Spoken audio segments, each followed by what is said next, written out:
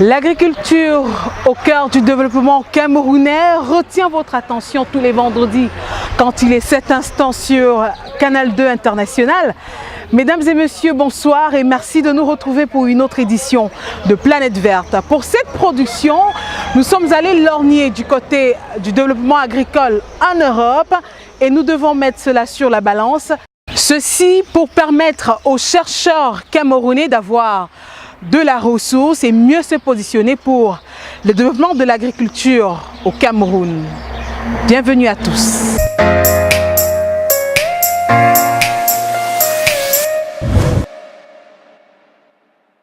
La recherche reste et demeure le pilier incontournable permettant de résoudre les divers problèmes rencontrés dans différents secteurs d'activité. Le domaine agro-sylvo-pastoral européen garde sa compétitivité grâce aux fruits issus du travail de ses chercheurs. Planète Verte a posé ses mallettes au sommet de l'Agri-Innovation à Lisbonne, au Portugal, et vous propose ici en exclusivité un entretien réalisé avec le patron de l'institution européenne.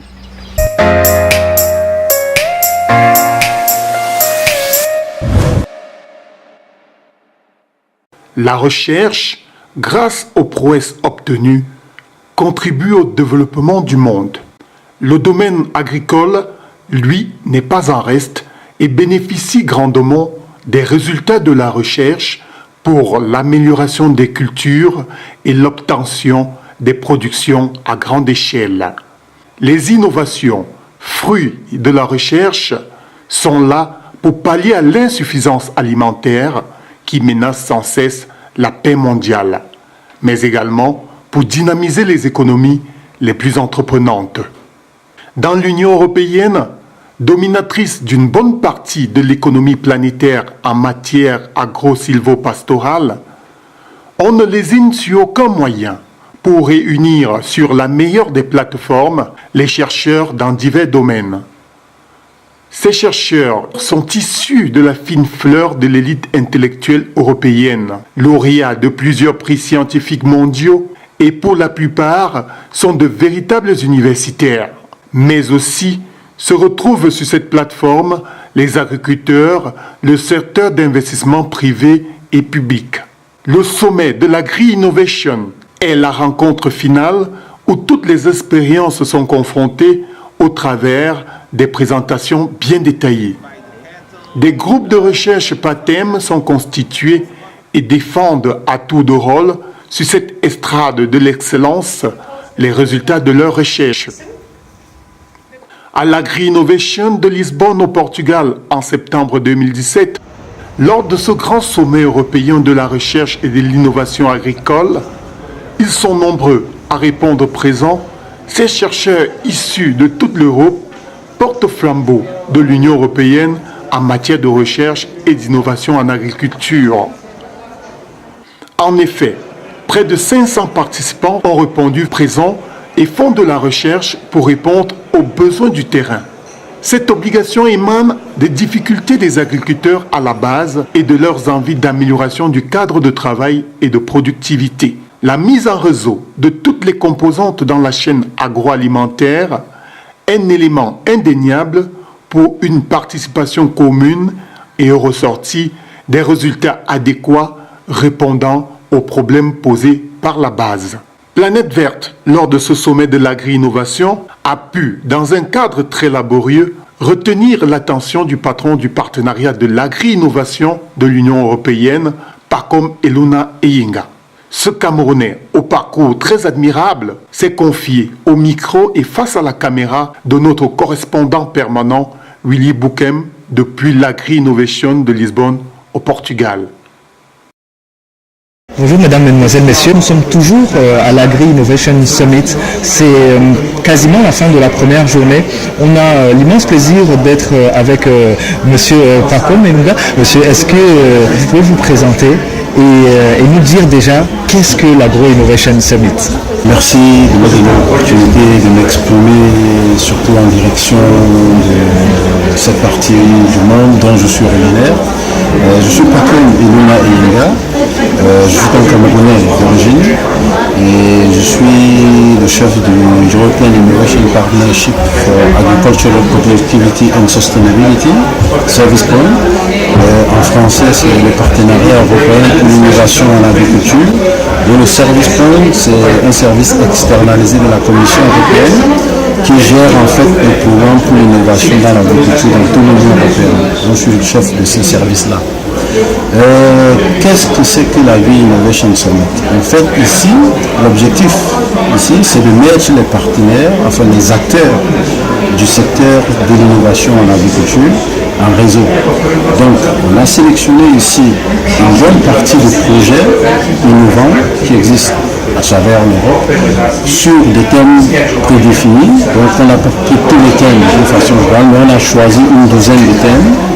Et ceux qui viennent du monde de l'agriculture, dans les groupes opérationnels, mais aussi ceux du monde de la recherche, dans ce qu'on appelle le projet Horizon 2020. Et ici, l'objectif, c'est de les mettre ensemble et de voir sur quelle thématique, puisqu'ils travaillent sur la même thématique, et voir s'il y a moyen de combiner les deux expertises. Et donc comparer un peu ce qui se fait au niveau de la recherche, fondamentale, pas tout à fait fondamentale, mais plus pratique, mais avec pour vision d'abord la recherche, et ce qui se fait sur l'autre côté, ce qui est plutôt la recherche appliquée. Donc, pour les groupes opérationnels, on commence d'abord par identifier les besoins, les problèmes, les challenges ou les opportunités des agriculteurs. Et donc, à partir de ce moment-là, on cherche donc des solutions concrètes à leurs problèmes. Et c'est un peu là la nouveauté pour le partenariat européen de l'innovation. Et très important, c'est qu'autour de la table, on vient avec les chercheurs, les agriculteurs, les conseillers, les ONG, tous ceux qui ont intérêt à ce qu'il y ait un succès et que la filière réussisse. Donc ça veut dire que la solution qui est apportée est une solution complexe, mais qui est aussi à ce moment-là beaucoup plus facile à mettre en œuvre dans la mesure où elle est partagée. Parce que aujourd'hui, l'agriculture est assez complexe et les solutions ne viennent pas forcément d'un seul acteur. Et surtout, peut-être pas seulement de la recherche. Donc, c'est un peu plus complexe que ça.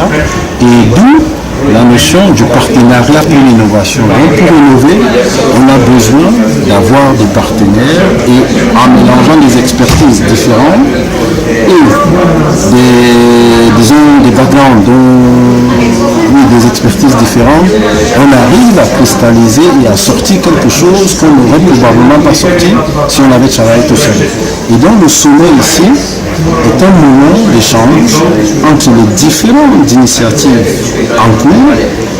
Donc on les ramène maintenant ensemble pour voir encore une fois de plus s'il n'y a pas quelque chose qui peut en sortir. Donc ça fait d'abord des partenariats locaux, nationaux à niveau opérationnel, les projets Horizon 2020 sont européens, et donc on fait venir des groupes opérationnels d'autres pays qui se rendent compte au sommet ici, plus les initiatives qui sont prises au niveau européen, on les croise, donc c'est un croisement de ces initiatives-là, et on voit ce qui peut sortir de là. Et c'est là le sommet, c'est ça l'objectif du sommet ici. Ça, c'est là on est à la première édition de ce sommet. Quelles sont les attentes sur la première édition notamment en termes d'affluence, en termes de diversité de projets? Ici, en termes d'affluence, je dirais qu'il était attendu 554 participants. Et donc, ce que j'ai vu au niveau des inscriptions, où les gens récupèrent les badges, on est quand même en ce moment à quelque chose comme 400. Donc ce qui veut dire que demain c'est une autre journée qui sera beaucoup plus dédiée aux questions de politique agricole.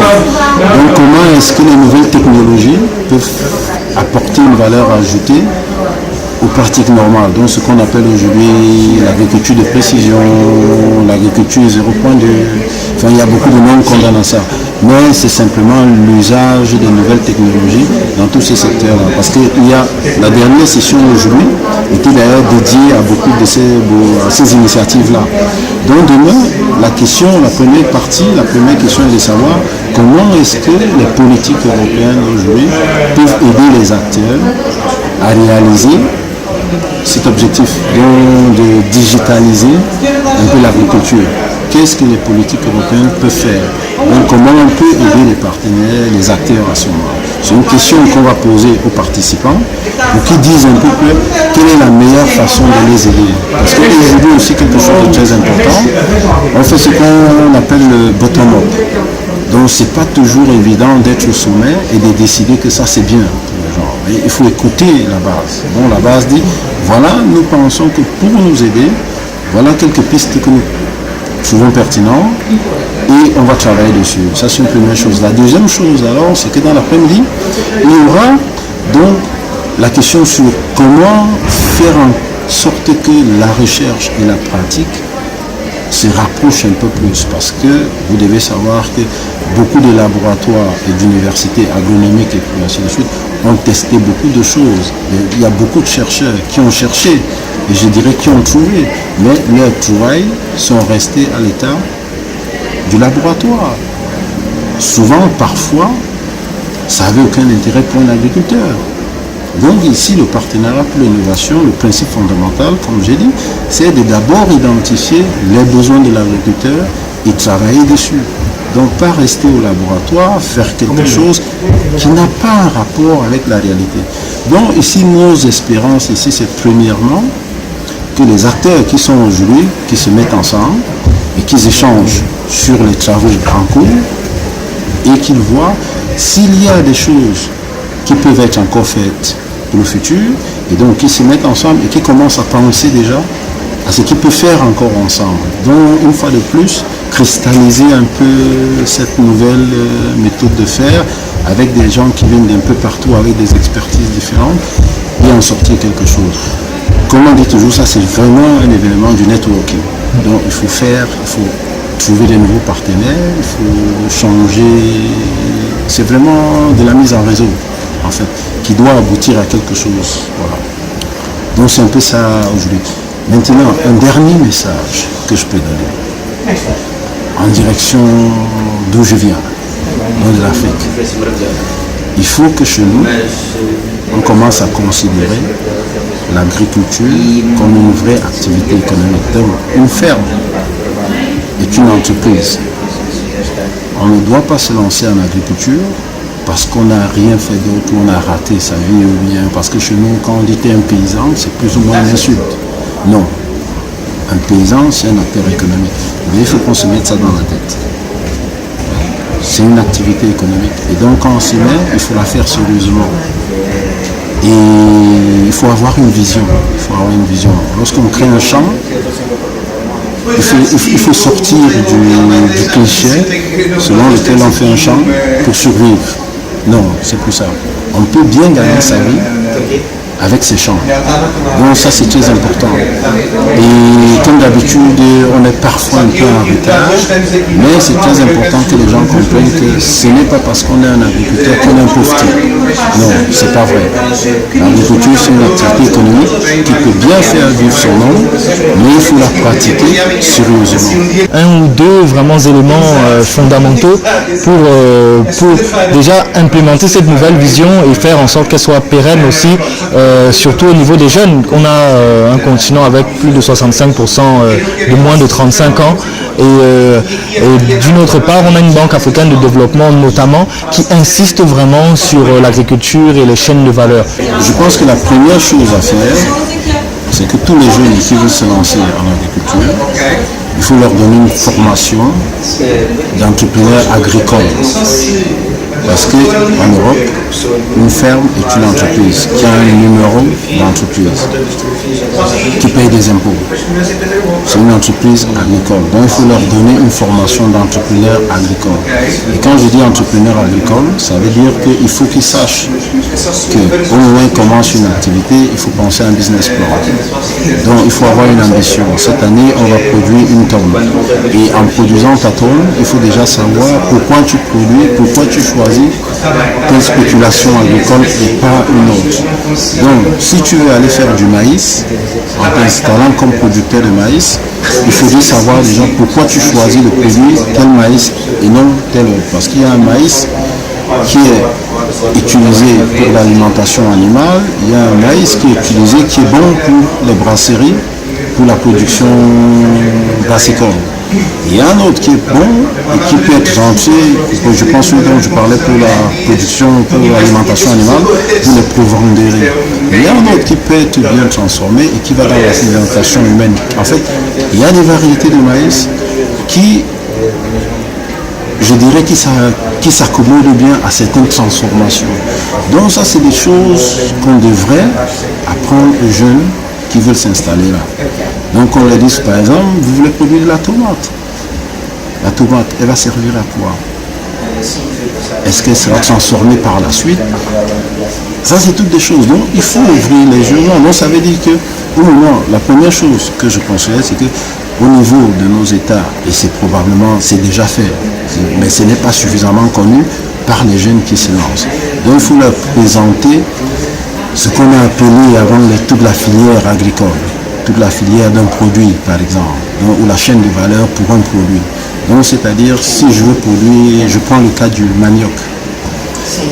Le manioc, quand on produit du manioc, on a les feuilles. Les feuilles peuvent être destinées à l'alimentation humaine ou à l'alimentation animale. C'est une chose. Et puis on a la racine. Et donc la racine, elle peut être utilisée pour l'alimentation animale ou pour l'alimentation humaine ou alors pour l'industrie pharmaceutique. Parce qu'avec le manioc, qu'est-ce qu'on peut faire avec la racine? On peut extraire de l'amidon du manioc qui va être utilisé dans les tensions, enfin qui à la fin peut être aboutir pour la production de lessives comme tensioactifs. Il y a plein de choses. Ce qui veut dire aussi que une fois qu'on a fait cette étude-là, disant que voilà le manioc, voilà toutes les possibilités qui se présentent quand on a fini, quand on a produit son manioc. Ça peut aussi booster maintenant la deuxième phase et c'est là que nos États pêchent le plus sur la transformation, sur le secteur secondaire. Donc une fois qu'on a, c'est la même chose avec tous les produits agricoles, ça permet de développer une industrie agroalimentaire et même peut-être chimique plus loin. Parce que dans le cas du manioc que j'ai pris encore à partir du manioc, l'amidon du manioc parfois peut encore entrer dans l'industrie pharmaceutique. Parce que ça peut constituer encore pour des comprimés, il y a plein de choses à faire avec le manioc. Donc c'est la même chose avec le maïs. Il y a toutes ces choses-là. Donc c'est toutes des choses qu'on doit présenter aux jeunes. Donc ceux qui s'y mettent savent un peu toutes les possibilités qui s'offrent à eux. Peut-être que certains décideront, peut-être finalement je planterai bien du maïs, mais je ne vendrai pas mon maïs. Et j'ai pour ambition peut-être de faire de la bouillie que je vendrai. Et deux, il y a un autre secteur dans la production du maïs, dans la chaîne de valeur du maïs, dans la filière maïs. Un des problèmes que nous avons dans beaucoup de nos pays en zone équatoriale, c'est la saison de pluie. Donc il n'y a parfois pas suffisamment de temps pour le séchage du maïs. Donc en saison de pluie, où généralement parfois les productions sont la production est parfois la plus élevée, elle est très courte. Enfin, la saison sèche est très courte. Donc on n'arrive pas à sécher. Donc toujours dans ça, certains peuvent s'installer comme entrepreneurs et faire que du séchage et de la conservation. Donc ce qui veut dire que ça augmentera la production de certains parce qu'ils seront certains qu'on aura un endroit où on va stocker notre maïs et donc on aura l'occasion de garder et de le vendre graduellement. Donc en fait, c'est toute une étude qu'il faut faire. Donc il faut informer les jeunes qui s'y mettent et donc ils voient toute la filière et ils disent moi je pense que mon truc c'est là. Et donc il peut s'installer avec des structures de séchage. Et les autres qui produisent, ils disent non, écoutez les gars, je vous sécherai votre maïs et je vous le stockerai. Et donc vous saurez le mettre sur le marché, peut-être le moment venu. Donc c'est pour ça que je dis qu'aujourd'hui, tous les jeunes, parce que je pense que ça c'est la dynamique dans laquelle on doit inscrire les jeunes.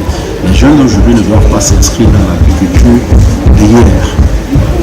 Donc la jeunesse aujourd'hui doit se mettre dans l'agriculture en connaissance des causes, sachant que c'est une entreprise, c'est une activité économique, ce sont des entrepreneurs.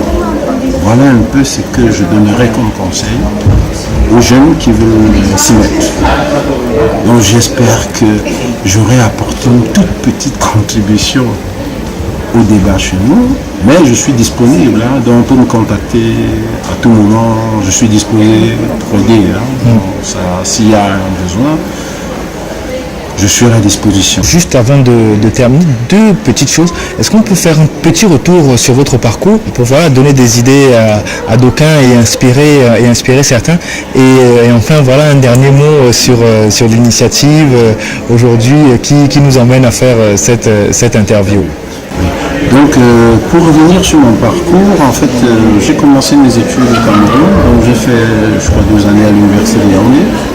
Et puis bon, enfin les aléas de la vie et tout m'ont amené à continuer mes études en Belgique. Et donc je suis arrivé en Belgique en faculté des sciences agronomiques de Jambou, on appelait ça comme ça, mais ça s'appelle aujourd'hui Jambou Agrobiotech. C'est maintenant une faculté de l'université de Liège, dont j'ai fait toutes mes années d'agronomie et donc je suis diplômé de cette université-là, de Jambou. Et donc après ça, j'ai travaillé un peu comme professeur de mathématiques pendant longtemps et puis j'ai fait aussi une formation encore complémentaire en sciences de gestion.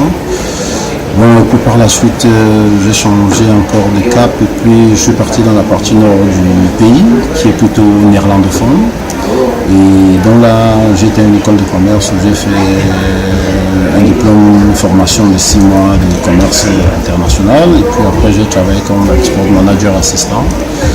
Et puis aussi après, bon, j'ai fini par être engagé sur un concours par l'agence flamande chargée du développement rural et de l'aménagement rural en réalité, où donc j'ai été engagé comme chargé d'affaires européennes et des relations internationales.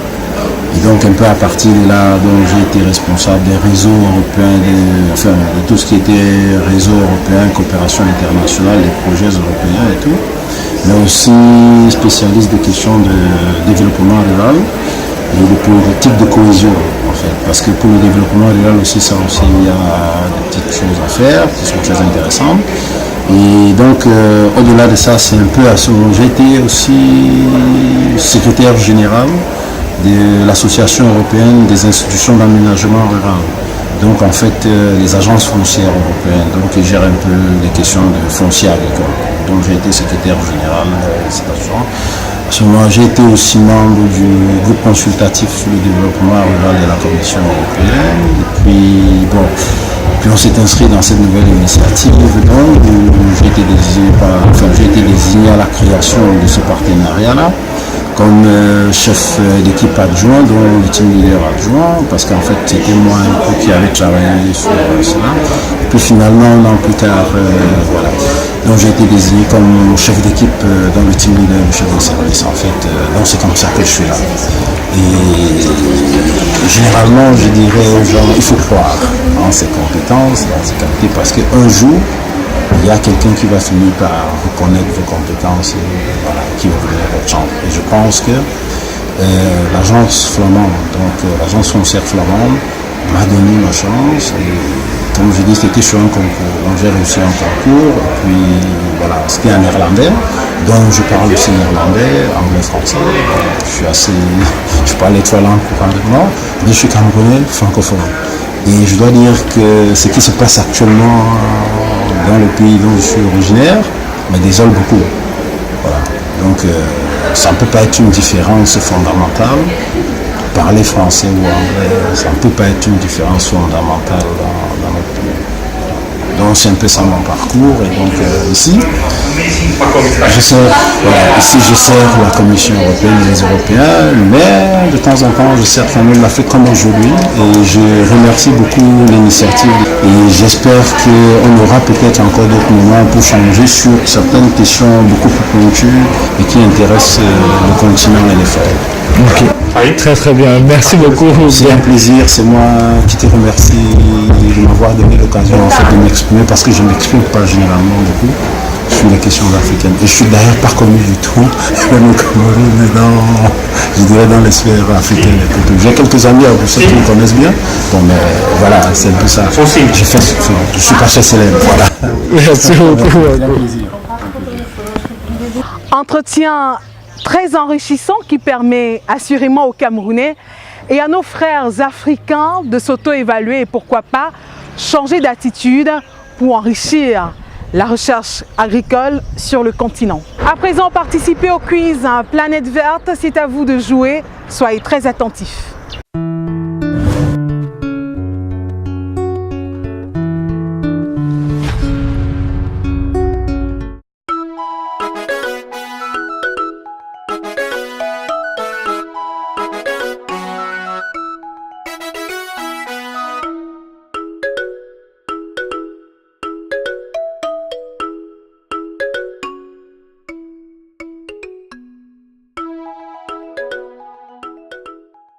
En attendant vos réponses à nos différents contacts, mesdames et messieurs, on prend rendez-vous vendredi prochain quand il sera 15h sur ces mêmes antennes de Canal 2 International pour une nouvelle production de Planète Verte, votre émission au cœur de l'agriculture et du développement. Bonne fin de semaine à tous.